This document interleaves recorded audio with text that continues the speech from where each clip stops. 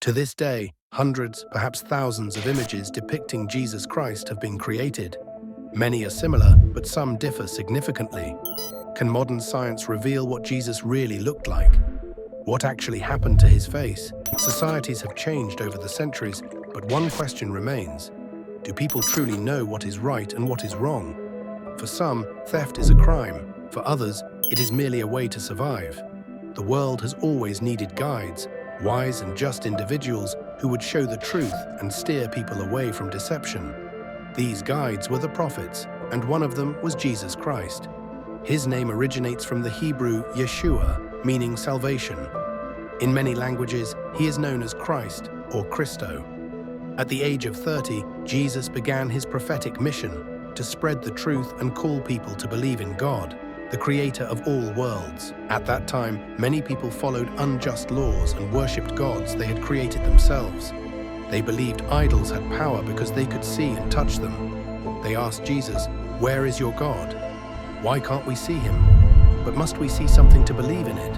We cannot see love for our family, nor can anyone see the pain we feel, yet they exist." Jesus explained God's commandments and called people to morality and justice.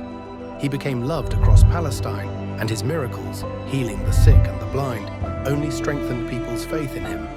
Yet some called him a mere magician. Jesus had 12 disciples, known as apostles. Their mission was to spread God's message. However, as Jesus' influence grew, Roman governor Pontius Pilate and Jewish religious leaders began to see him as a threat.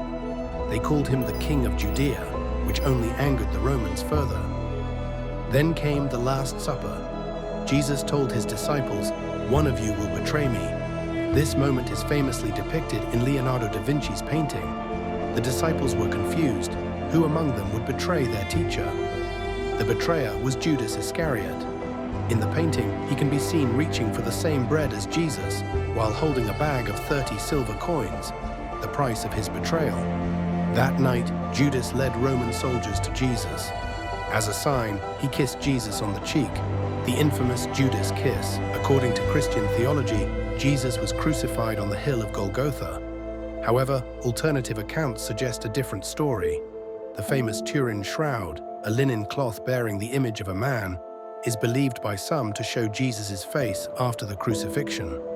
But carbon dating has placed the cloth between 1260 and 1390 AD, casting doubt on its authenticity.